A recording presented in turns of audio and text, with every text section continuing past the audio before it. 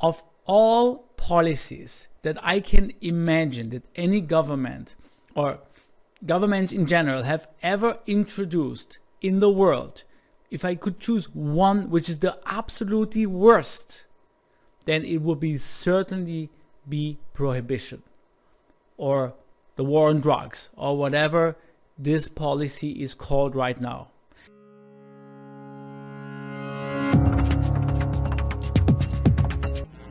During Prohibition, when I was a teenager, Prohibition was repealed in 1933 when I was 21 years old. So I was a teenager during most of Prohibition. Alcohol was readily available.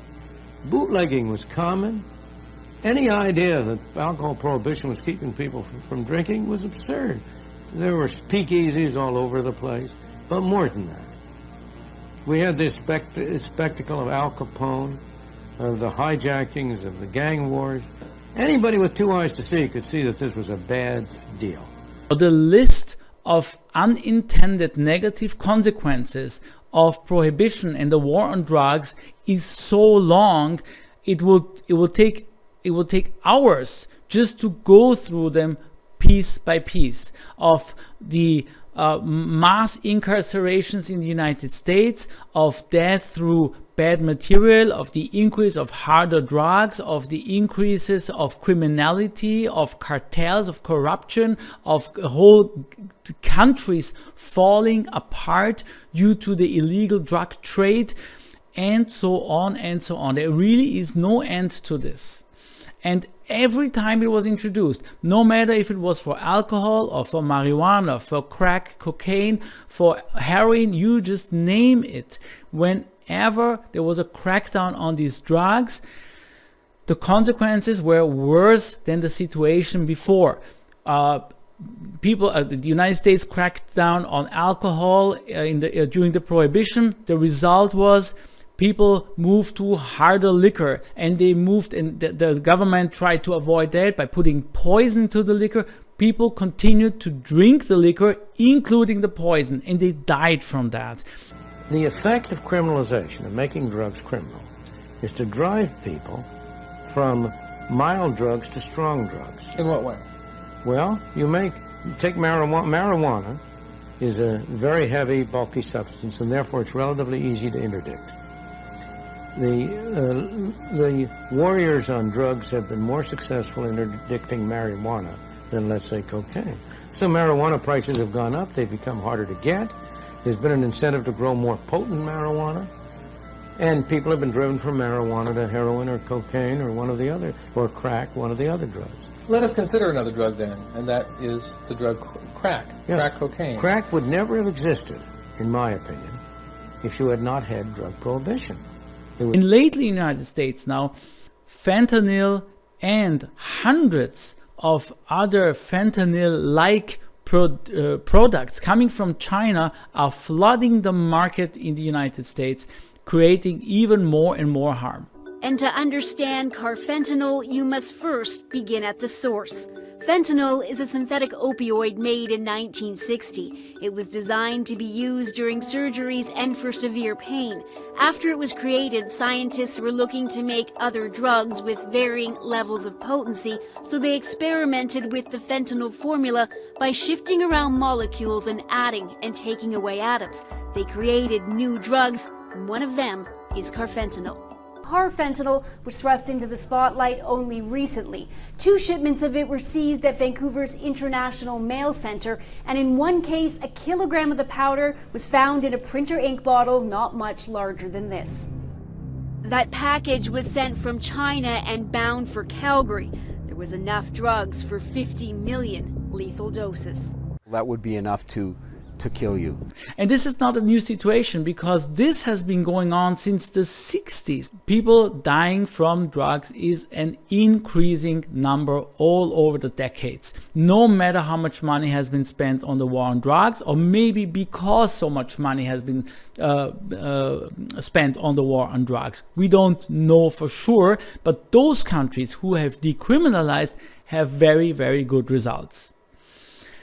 Now lately, somehow, there is a new area of the market where prohibition now sets in. And for some very strange reasons, now all of a sudden believe that after 100 years into the game, 100 years into negative consequences and problems with prohibition, now suddenly everybody believes this time with that drug, it will work and will produce great consequences. And that drug is actually OxyContin.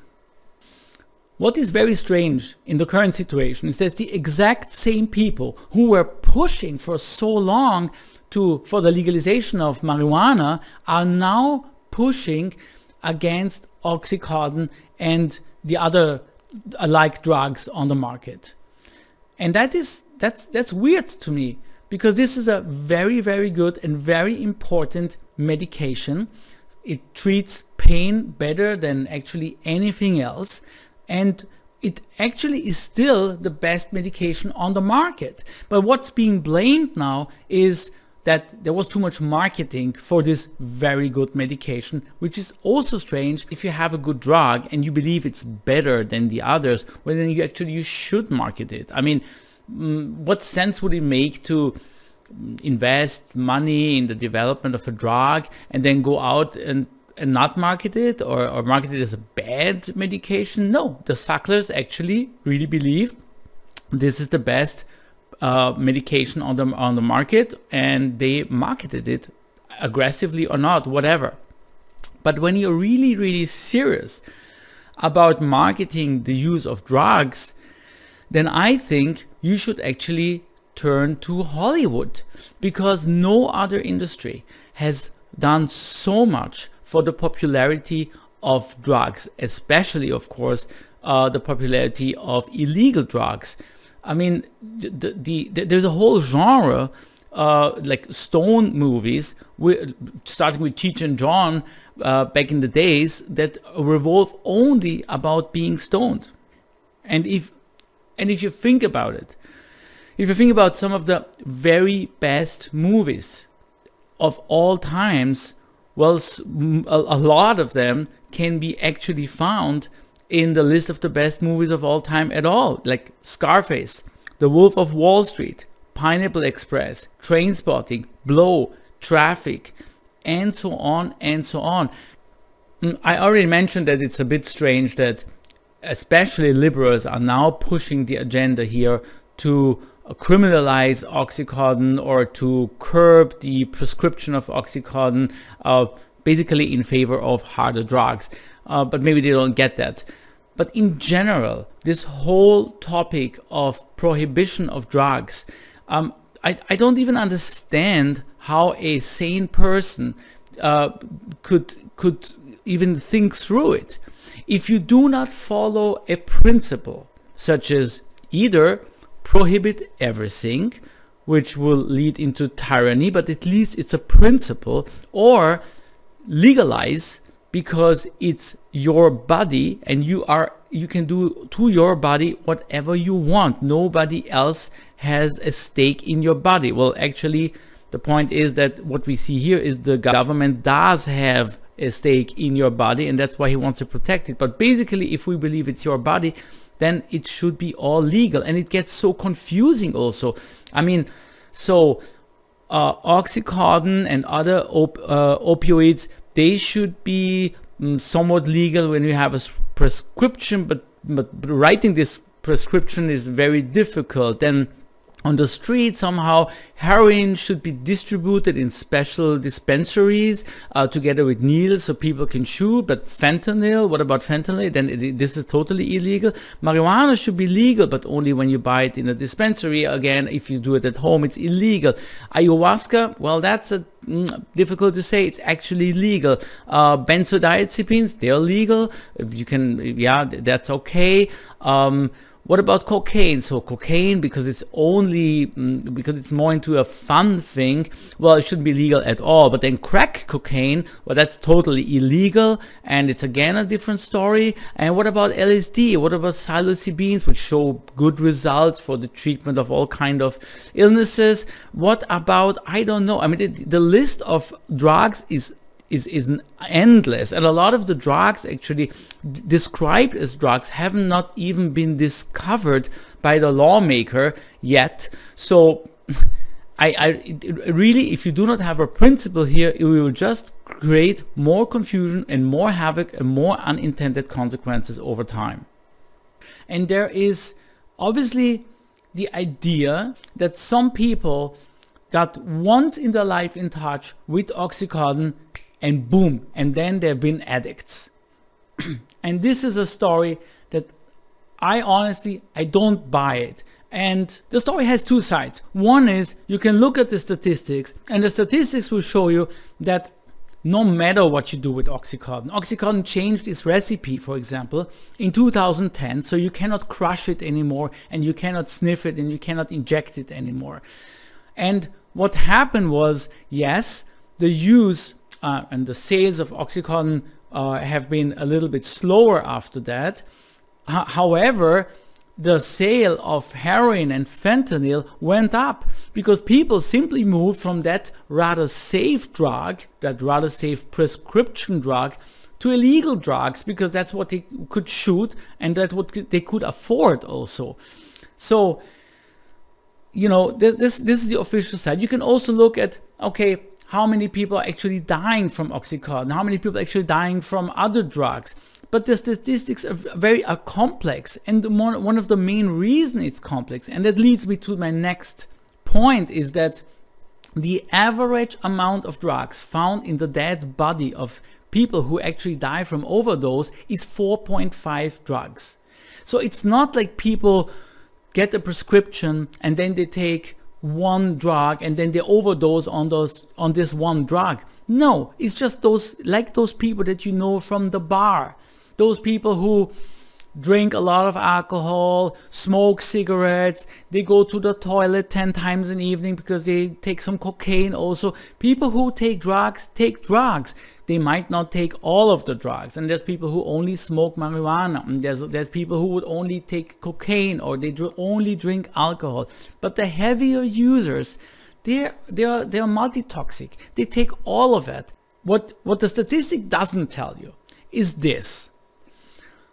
If, let's say, you have a heroin problem or you have any sort of problem with morphines, and some counselor, physician, or maybe someone from the police or from the, I don't know, or your parents will ask you, okay, how did this happen? What happened to you? Why are you an addict? So what are you gonna say? Are you gonna say, oh, I was hanging out with my friends and we were doing cocaine, and then someone showed up with some heroin or some fentanyl. I tried it out. It was fun. I tried again. It was great for some time, but now unfortunately I'm done because I'm addict and I don't know how to get out of it.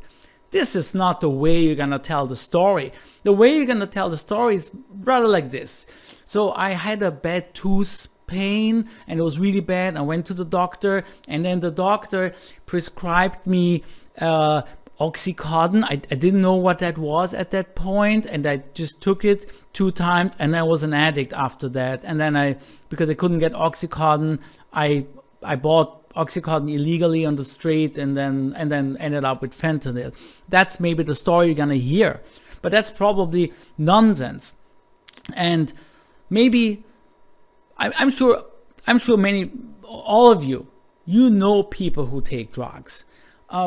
Even if it's just alcohol, or be it marijuana, or be it cocaine, or maybe also heroin, you will not hear the truth from these people. Not because they're only lying to you, they are lying to themselves all the time. I mean, I've literally seen people with a glass of wine in their hand telling them they're out. They're no alcohol anymore. They don't do it anymore. So it's like, they lie to themselves, they lie to others. So to get a reliable statistic is very, very difficult. And all of these stories, I'm sure there are stories of people who got prescription drugs for a longer time, and then at some point they got addictive. Absolutely, there are these cases. But if you take some time, you go through YouTube, and I have some links all down in the description. Yeah, check out some of the real stories. Then you will see people have a different story. And the poster child of that is actually Nan Goldin. Because talking about OxyContin has been around for 30 years now. It's a long story. I don't want to repeat the whole story. I think anyone who is watching this video knows the story. In the course of that, the Sackler family there's been a witch hunt on the Sackler family, as if this one small family in New York is responsible for all the crisis that's going on in the United States, as if there is no other things that play into it, such as a change of the labor market, a problem with regulations, a problem with the monetary system, a general increase of drug usage, whatever it is, alcohol, anything. All drug use is increasing, and also the use of heroin is increasing. I mean, also cracking down on the Mexican border for marijuana will of course lead to higher concentrated drugs such as heroin, fentanyl, and so on and so on. So it's like a joke. But what better it is, and what easier it is to take a wealthy Jewish family from New York in the pharmaceutical industry and blame it all on them. I mean, this is just, it doesn't get better than that. But the worst of it, and this combines these two arguments I just made, is Nan Goldin. Nan Goldin, pretty famous artist, photographer from New York, with a very unfortunate childhood story. Started her career in the LGBT scene in New York at the age of 14 when she ran away from home, and actually at this age already started her career also in drugs. She was addicted to all kind of drugs throughout her life, mainly heroin, and she is writing about it in her autobiography, in articles. There is pictures all over the internet showing her how she's doing drugs, how she's hanging out with drug addicts. She doesn't make a secret out of it. Now she's an older lady now, and she got some problem with her hand back in Germany, and she got OxyContin, a prescription for OxyContin, and now all of a sudden she's addicted, and it all is blamed on the Sackler family. I mean, first of all, you are responsible for yourself as well. Even if you get OxyContin as a prescription, okay, just take it as it is. And if you can't handle it, seek for help. Go to a doctor. What she did is, no, she didn't do that. She went back to New York. She found some dealer that would supply her illegally with more OxyContin. And she just kept on taking it until she had a breakdown and had to go to a hospital. This is insane. And second of all, she's presenting her case as if this came out of the blue. I mean, if you have a 50-year story of drug dependency, you gotta be careful a little bit. I mean, if I know I have been on heroin 5 times in my life, maybe taking OxyContin maybe is not the best idea in the first place. The increase in the use of morphines has a couple of good reasons. Number one is there is a different attitude towards pain now. And this is something that Purdue Pharma has actually been working on and promoting. And I personally think this is a good way, and I actually think everybody thinks it's a good way. We are not anymore ready to endure pain. I remember when I was a child, it was normal to say, it's gonna be painful for a while, but that's how it is. Just endure it, be a man or something like that. But this is out. No physician is gonna tell you anything like this anymore. And as a patient, you will not accept it anymore. You expect to not have pain, or have little pain maybe, but not the full blow of it. So of course there is an increase of this prescribing drugs. And I think it's a good thing. So naturally, the numbers are going up. And of course, since a very small number of these people do actually develop a dependency, the amount of addicts are also up. That's just normal. The second thing is that,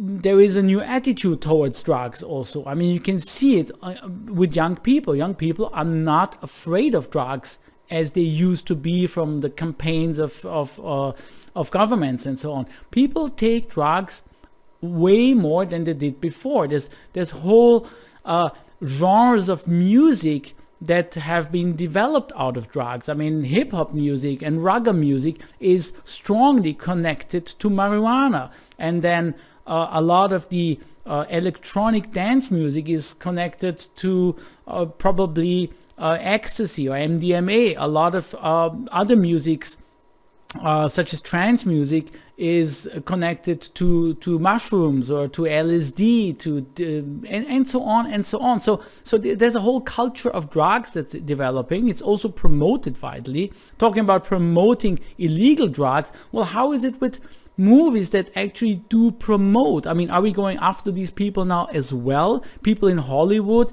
that show the use of cocaine, the use of LSD, how funny it is, and so on. I mean, yeah, it doesn't seem like it's a bad thing there. So in a way, it's marketing as well. So maybe we should go after these people also. And the third reason for the increase of dependencies, maybe not so much about the use of drugs, but this dependency is hopelessness. And there is a group of people, I don't think it's a big amount of people, but there is a group of people all over the world that falls out of the labor force. The reasons are, they cannot be discussed because many of them are actually connected to IQ problems. The type of labor we have today becomes more complex, and on top of that there are increasing more regulations, not just in the United States, in Europe, but also in China, in Asia. There is more and more regulation. So it's not like you can just, if you are not that intelligent, if you don't have an IQ that's way over 90, which is kind of an important barrier, you cannot just go on the street and make a stand and cook. No, you can't. You have to have an education before that. But I'll tell you how I feel about school, Jerry. It's a waste of time. I mean, it's not a place for smart people, Jerry. The labor force is another problem, and people who fall out of it, they are just very unlucky. They lose hope, and if you lose hope, some of these people are going to become dependent on drugs. So the crackdown on these prescription drugs happen in various ways now. First of all, it's important to understand that the company that the Sacklers are involved with, which is Purdue Pharma, has only a very tiny market share.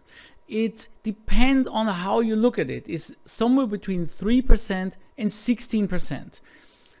So there is a lot of other companies on the market that produce the same drugs, but somehow nobody's interested in them. It's only the Sackler family, because there is a family to look at. There are actually people, you can Google them up, and maybe they also made a mistake by involving themselves with so many artists and so many museums and universities. So the exposure that they got was just so big that it's now kind of backfiring on them. So their market share isn't that big. If you look at the actual market, I mean the real market, I mean the market including illegal drugs, their market share probably vanishes to maybe 0.1% or maybe 0.5% of it. And what Nan Goldin is doing now today is she leads a small group of OxyContin patients, and is usually using her own fame to organize sit-ins at the offices of the Sacklers or at the museums or the wings of universities and so on, that the Sacklers have sponsored.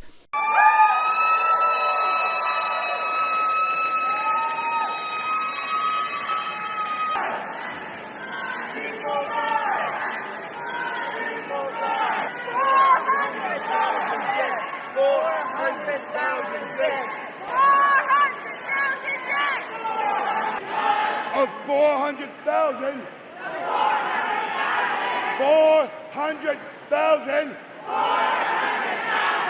lives lost due to addiction of OxyContin.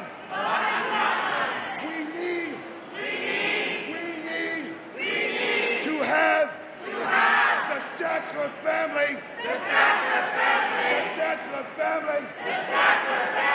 name removed from this institution. Sackler family. To the Sackler family. Who got us addicted? Who got us addicted? Who got you addicted? Who got you addicted? Who got our friends addicted? Who got our friends addicted? Who killed them with their pills? Who killed them with their pills? And the Sacklers continue to profit. And the Sacklers continue to profit. Shame on Sacklers! Shame on Sacklers! For strange reasons, the same people who wish to legalize cannabis, the same people are now again calling in the government in order to crack down on prescription drugs and opiates and morphines. And it's so strange to me because after all these horrible consequences from to believe that this time it's going to be different is so crazy, naive. It's unbelievable. The federal government is aggressively fighting the opioid epidemic on all fronts. Whoever's putting that shit into all the drugs is smart because fentanyl is very addictive. So, you know, if you spike that shit in every drug, every user's gonna fiend it. You're wondering why you keep on coming back so quick to get a hit. It's because of fucking fentanyl in that shit, you know? That's why I know I'm coming back every 30 minutes for this shit. Because back then I could get high and just, you know, go about my day. But now it's like that shit's calling me, you know? It's like, you know, it's like a real, like a fucking, like a King Kong on my back. A lot of harm has been done already. Fentanyl is up, heroin is up, and all the fentanyl substitutes that come from China, they're also up big time. You can't stop that this way. Then, when the FDA started to clamp down on OxyContin, what we saw then was a lot of people who had developed a habit having to switch to heroin. And we saw a sort of explosion of people looking for heroin and then subsequently fentanyl.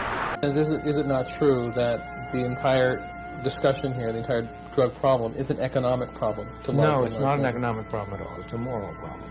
In what way?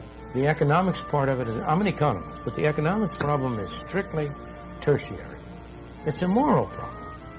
It's a problem of the harm which government is doing. Look, I have estimated statistically that the prohibition of drugs produces, on the average, 10,000 additional homicides a year. It's a moral problem that the government is going around killing 10,000 people.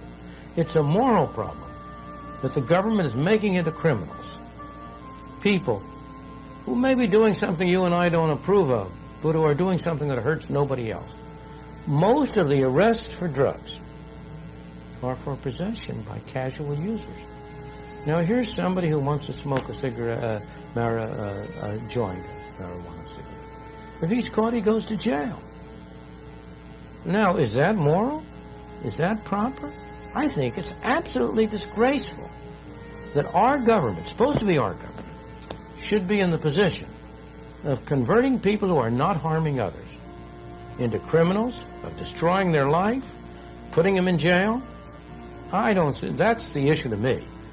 The other negative consequences, okay, the FDA especially, and the CDC especially went after those doctors, those physicians that actually prescribed a lot of them.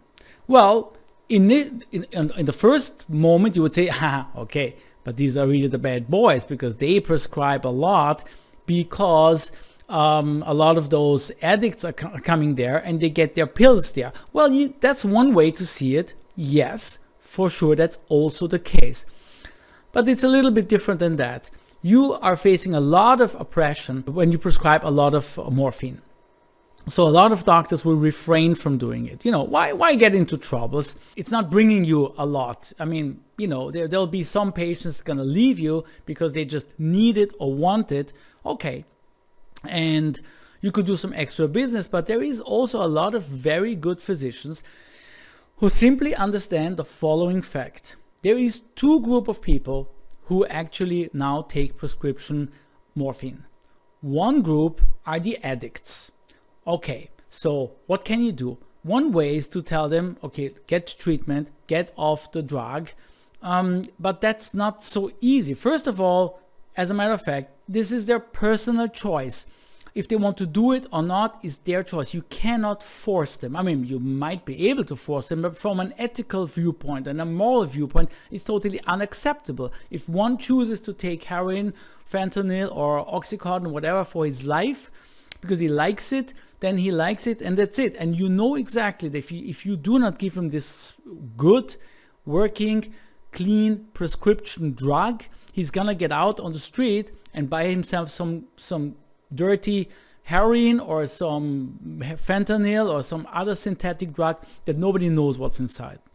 So from a viewpoint from a physician, I would say prescribe that drug.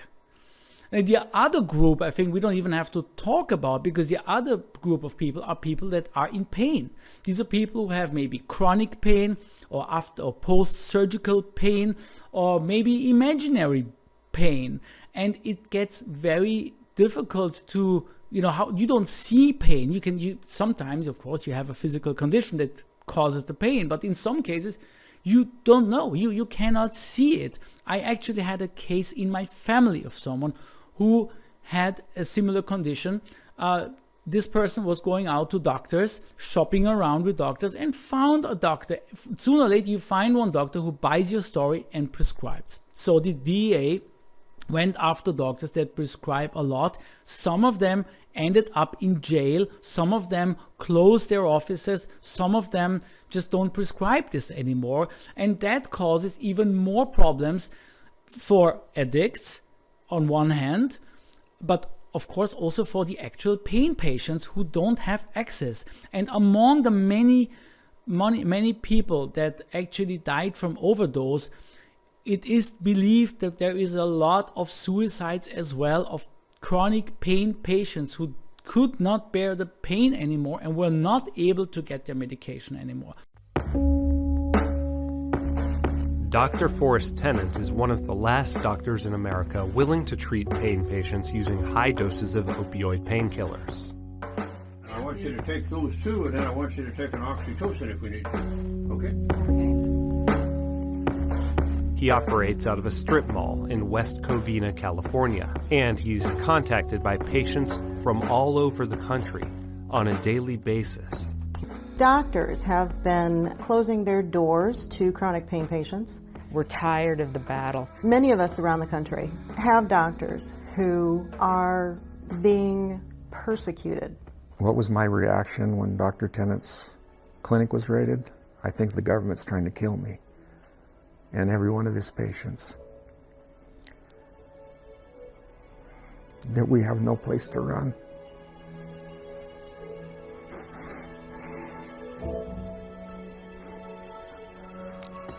People are starting to commit suicide at very high numbers. We know that people are going into withdrawal. We know that people are having heart attacks. We know that people are going out taking anything they can get their hands on and overdosing. So you have to bear that in mind when you are calling for the government to step in and to crack down on this. Now, some of you who have seen in the media over the last years this witch hunt, especially on the Sacklers, you may have seen some of the comedians make fun of Richard Sackler and other family members who actually have nothing to do with the whole pharmaceutical business. So how do you get to have this many museums name shit after you? By having a fortune of $13 billion, which you, whoops, largely made by creating the opioid crisis. That means that the Sackler family has made roughly $20,000 per overdose death, or one Toyota Yaris per death. Beep, beep. So really, it's strange, and that's actually how I actually took notice, because I don't even live in the United States. I just, on YouTube I watch occasionally stuff, and I noticed, okay, there seems to be some family. They're not very popular, it seems, and there is some problem. But when I saw John Oliver's show on the Sackler family, then I got kind of hooked on the topic. Then I thought, okay, there's something wrong. So let me just shortly introduce you to what's going on here. Richard Sackler had a deposition in 2015 in Kentucky to talk about his the way OxyContin impacted the healthcare system in Kentucky, and in which way Kentucky suffered from the opioid crisis, and how OxyContin is tied into all of this. Okay, it was a deposition, and there was a video. It was well known that there is a video, but it wasn't released. For some reason, the Sackler family or their lawyers decided, we are not going to release it. Fine, it's their choice. John Oliver wasn't happy with that. He asked them to release the video. They didn't want to do it. So John Oliver decided to hire 4 top-notch actors from the HBO network, namely Bryan Cranston, Michael Keaton, Richard Kind, and Michael K. Williams, to perform the deposition, which was actually available in writing, of Richard Sackler in Kentucky. And what I found it, first of all, astounding that you would go that far just to smear someone. And second of all, I was, from a theoretical point of view, astounded how much you could shape the way a person looks or appears or seems to be just by the way you act. I mean, of course it's obvious, but in a way it's not. And what's interesting in this case is these 4 actors that you are going to see now performed this deposition. A few months later, actually, the Sackler family did release the actual video. One amazing fact about what John Oliver did here is that altogether, only on YouTube, 7.5 million people have actually watched these 4 actors performing Richard Sackler. Altogether, if you count in all the other sources, it's about 11 million views that these videos have received. That's quite a number. The actual deposition, which was released 2 months after that, has received, as of today, 550 views.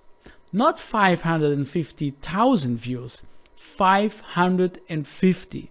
So while the propaganda has received 11 million views, there seems only to be about a few hundred people who are actually really interested in the real thing. I mean, this is amazing. It also tells us something about our society. It also tells us the difference between, forcing this content on people and the few people who actually search for it and seems to be really, really interested in the truth and in the original documents. However, I took the time to cut together the pieces from John Oliver's show and the actual pieces from the deposition, so you can for yourself compare the performance to the original. Have fun.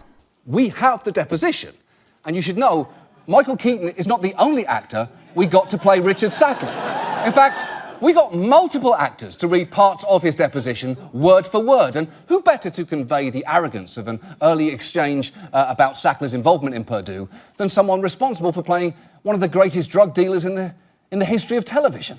Do you not see the hypocrisy here? And since we had Bryan Cranston, we didn't stop there, because this deposition also contains an excerpt of a speech that Sackler gave when OxyContin was launched, bragging about how quickly Purdue got the FDA to approve it. So we had him go full Walter White on that one, too. This didn't just happen. It was a deftly coordinated, planned event that took dozens of workers years of effort to succeed. The most demanding new drug approval package for any analgesic product ever submitted didn't languish at the agency. Unlike the years that other filings linger at FDA, this product was approved in 11 months, 14 days. Our previous best approval time for other products was measured in years, not months. Robert Reeder set the goal in November of '93 to file by December 31st, '95, and we submitted on December 28th, '95, 3 days ahead of schedule. This didn't, quote, just happen. It was a deftly coordinated, planned event that took dozens of worker years of effort to succeed. True. The most demanding NDA package for any analgesic product ever submitted didn't languish at the agency. Unlike the years that other filings linger at FDA, this product was approved in 11 months, 14 days. Our previous best approval time for other products was measured in years, not months. Note, this is not even his own word. I mean, these are his words, but this was just an email. Those words have never been spoken. I believe it is accurate. I'm certain that the facts in there were accurate. The tone was very upbeat, almost a team enthusiasm building expression. I believe the facts are correct. And I perhaps, I don't regret trying to energize our sales force. I think that was my mission. But this isn't what I would have written if a board had been, or said if the board had been there. I wouldn't have been, the tone would have been more restrained. Wow, Richard Sackler came off like a real dick there, right? Certainly more so than if I'd just read that to you. And the way the sales scheme was set up, if they sold more OxyContin, they made more money, basically? Yes. Yes. The same as almost every other company in the industry. The way the sales scheme was set up, if they sold more OxyContin, they made more money, basically. Yes. Yes. The same as almost every other company in the industry. The way the sales scheme was set up, if they sold more OxyContin, they made more money, basically. Yes. Yes. The same as almost every other company in the industry. Johnson. I don't know. I don't know. I don't know. I don't know. I don't know. I don't know. How much money has Purdue Frederick or Purdue Pharma made off the sale of OxyContin? I don't know. Do you know how much the Sackler family has made off the sale of OxyContin? I don't know. How much money has Purdue Frederick or Purdue Pharma made off the sale of OxyContin? I don't know. Okay. Do you know how much the Sackler family has made off the sale of OxyContin? I don't know. But fair to say it's over $1 billion. It would be fair to say that, yes. Do you know if it's over $10 billion? I don't think so. You know if it's over $5 billion? I don't know. All right. You won't believe how committed I am to make OxyContin a huge success. It is almost that I've dedicated my life to it. You won't believe how committed I am to make OxyContin a huge success. It is almost that I've dedicated my life to it. Again, it's Cornelia Hinch. It's dated May 29th, 1999.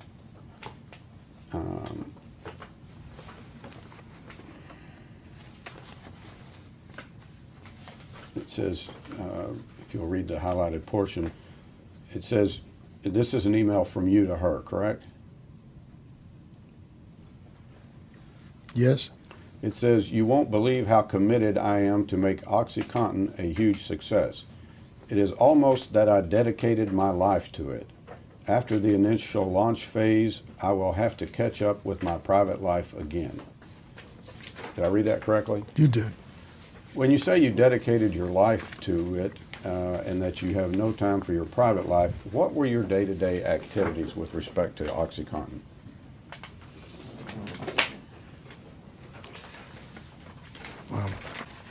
May I read the whole document? I haven't seen this for... Again, this is part of an email. It's not spoken words.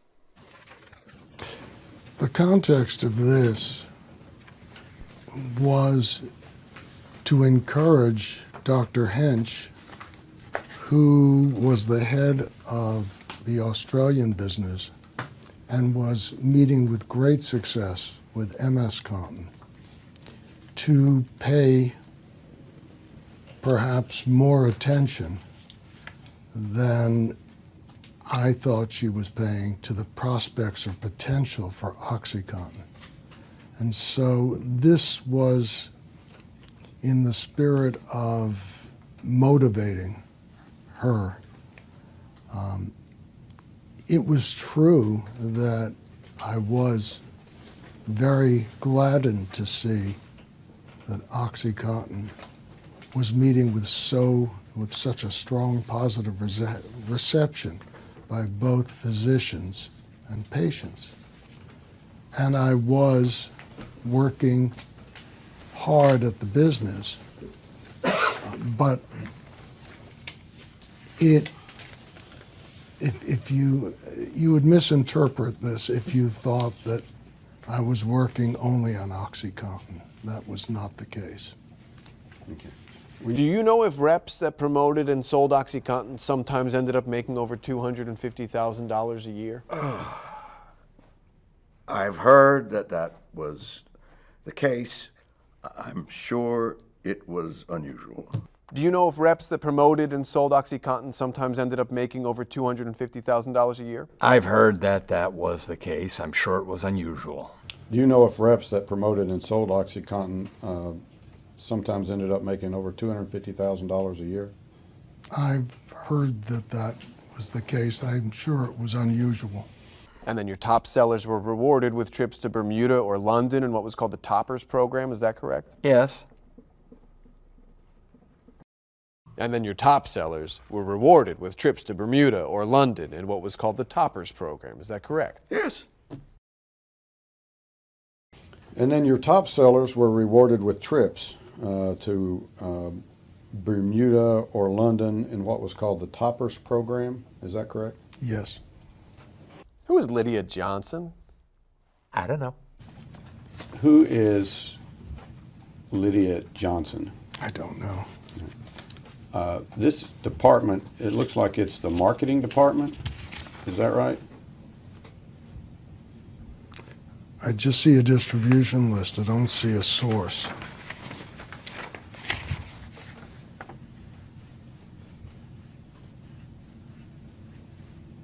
I don't know. Department is marketing, but I don't know Lydia Johnson. How many Purdue entities are there? I don't know. How many Purdue entities are there? Don't know. Okay.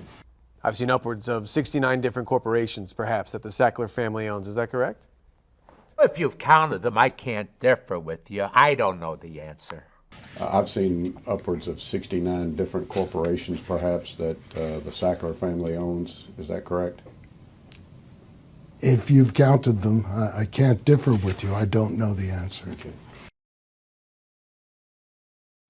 On July 30th of 2014, were you a director of Purdue Pharma, Inc.? Not that I'm aware. This is an affidavit filed in the Southern District of West Virginia. And does that appear to be your name? That does. And it's dated July 30, 2014.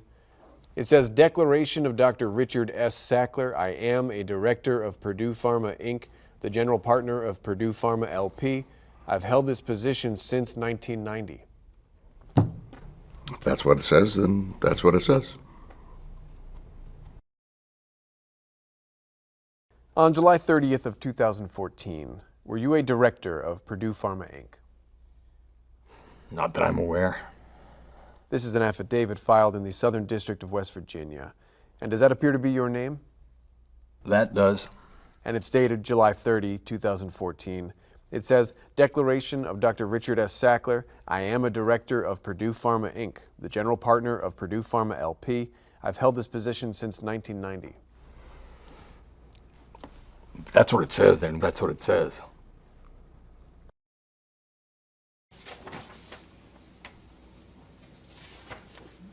In July 30th of 2014, were you a director of Purdue Pharma, Inc.? Not that I'm aware. This is a affidavit filed in the Southern District of West Virginia. And does that appear to be your name? That does. And it's dated July 30th, 2014. It says, Declaration of Dr. Richard S. Sackler. I am a director of Purdue Pharma, Inc., the general partner of Purdue Pharma, LP. I've held this position since 1990. If that's what it says, then that's what it says. Okay. Sitting here today, after all you've come to learn as a witness, do you believe Purdue's conduct in marketing and promoting OxyContin in Kentucky caused any of the prescription drug addiction problems now plaguing the Commonwealth? I don't believe so. Sitting here today, after all you've come to learn as a witness, do you believe Purdue's conduct in marketing and promoting OxyContin in Kentucky caused any of the prescription drug addiction problems now plaguing the Commonwealth? I don't believe so. So I hope you enjoyed. Please make up your own mind about the videos you just saw. Subscribe to the channel, and I see you next time. Actually, next time probably with another video on this topic, but this time with more detailed numbers, and we can analyze this whole crisis a little bit more precise. Thanks. Bye-bye.